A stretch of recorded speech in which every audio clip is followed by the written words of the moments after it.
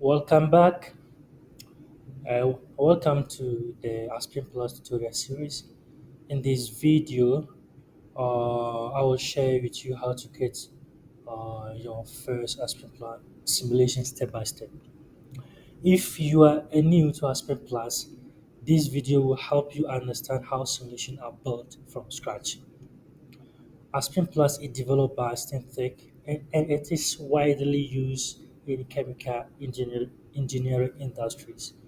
So, if you can recall uh, from the video I did before this one, I show you how beneficial, how important Aspen Plus is to chemical engineering. Instead of just building your plant, you can just simulate everything on Aspen Plus to do analysis whether what you are doing is feasible, is economically feasible, whether what you're doing has a problem. You can use it to correct errors, calculation errors, modeling errors, everything before you build the thing before you build the thing in real life. So let's start. Let's start. Today we will simulate a simple heater process. So it's just a heating process. Whether I just want to simulate a heating process with water. Our component here today will be water. So let's start. If you haven't installed the software yet, I'll show you. I will, inshallah, by the grace of Allah, do a simple tutorial to show you how to install the software. But today for this video, I just want to show you how to sincerely simulate the simple heating process with Aspen Plus. So let's start. Click the new. If you already have the uh, application, click the blank simulation. If this uh, pop up to you, click the simulation, blank simulation, and let's start. Click create and wait till it opens.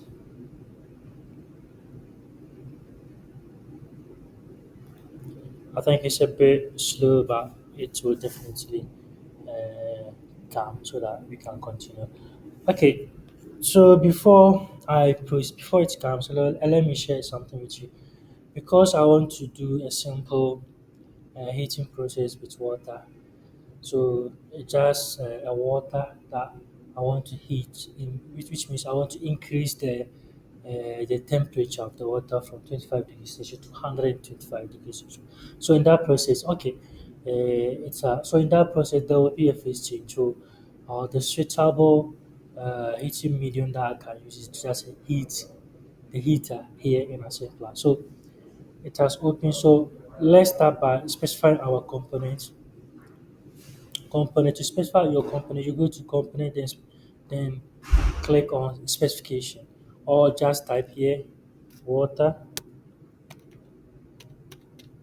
or you can just use the alias button to just write the chemical formula of that component. But for here, we are using water, so water will come. I think it's a bit slow, but it will definitely come so that we can proceed. Okay, you can see the alias, you can see the H2O, which is the chemical formula for water. So from there, we have to specify our method.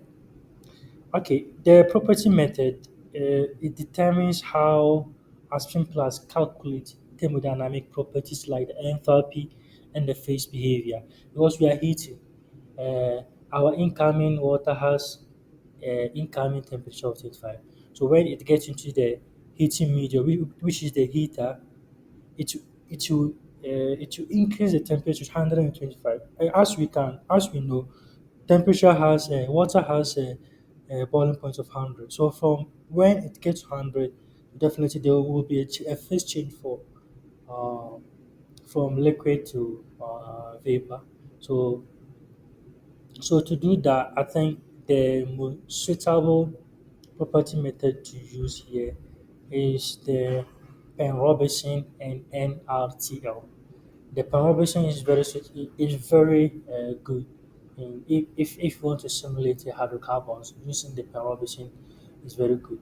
But sometimes it's also work with what with when you are heating water, when you want to flash with water, you can use the pen Robinson or the NLT. However that you use, you still get your desired properties. So I want to use the NRTL, which I think is very suitable to me.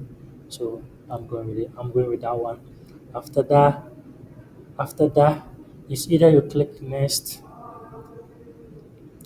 it's either you click next or you just specify what you want to do. So let me just click my next. It says prepare to run. Okay. So let me let it run. Okay. It's running. Okay. So from now I can just go straight to the the the simulation model so that I can specify my heater. So let me wait for it.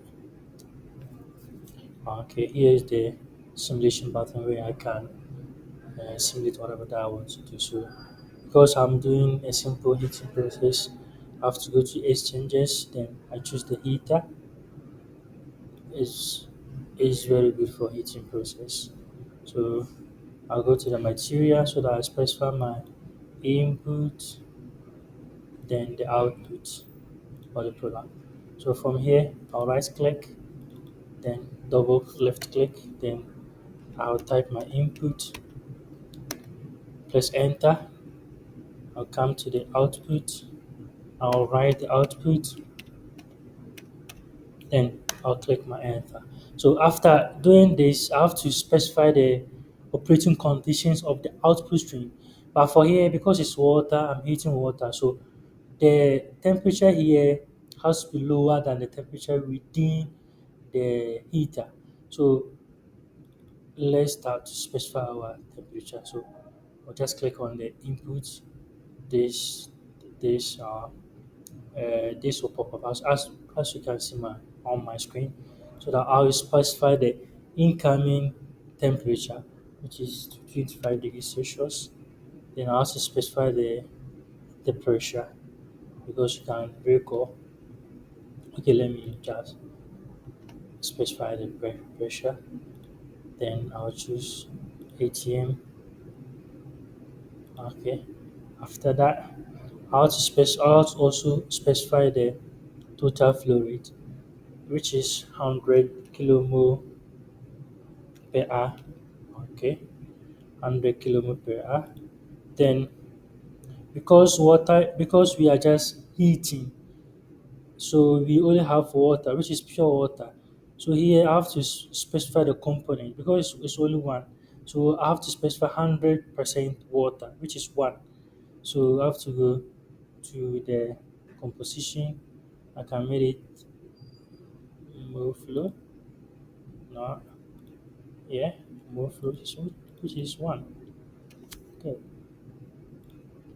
Okay. After that, I can just proceed to the simulation button, or I can just go to next. Okay. Okay. So after that, we have to specify the heating conditions of the heater. Because if you can recall from your lectures in college, you can recall that the temperature within the heating medium is the same as the output flow. So because we want our output temperature to be 125, because we are heating, so we want to increase the temperature. So uh, the temperature that we specify for the heater will be the same as the output flow. So I'm specifying it to be 125. I'm increasing the temperature from 25 degrees to 125. Okay, so it's under 1 bar, 1 ATM rather. So after that, I think I'm done. So I have to move to my simulation. Not yet. Okay. Yeah. Now I can simulate because now everything, every all the inputs are now complete, so I can just simulate. So it's done. Yeah. So we are waiting for. If you can see here, it says generating results. So I think now we are done. Our results is ready. So let's go and watch our results. What we get. So, so go to the stream result. You can see we have this nice result because it's just a heating process. Now it has done everything for us. You can see the liquid, the camel liquid is 25, before fuse is 125. You can recall because we are heating water at the incoming water has a temperature of 25 degrees Celsius. Then when it enters the heater, the temperature rises to 125, which exceeds the boiling the boiling temperature of water, which is 100. So definitely there will be a phase change. So that's why you can see the vapor phase temperature, which is 125. And you can see the temperature, the pressure here. You can see the molar vapor fraction. You can see the molar liquid fraction. You can see the molar enthalpy, the enthalpies here, the mass density, molar density, everything has been calculated here. So this is how you can just use as simple to just do a simple heating, just model a heating process, and to just give you everything that you need. Yeah, it will give you everything. But if it is calculating it with your hand, you can take a lot of time to do all this calculation, but just simple use without how with the use of this machine, with the use of this Aspen Plus, it has just calculated everything within seconds. Everything is here. So this is how we calculate. This is how we use Aspen Plus to just do a simple model. So I would say congratulations to you. You have just created your first Aspen Plus simulation. Good luck. So see you in the next video where we will simulate a flash separator which is commonly used in chemical plant. So bye.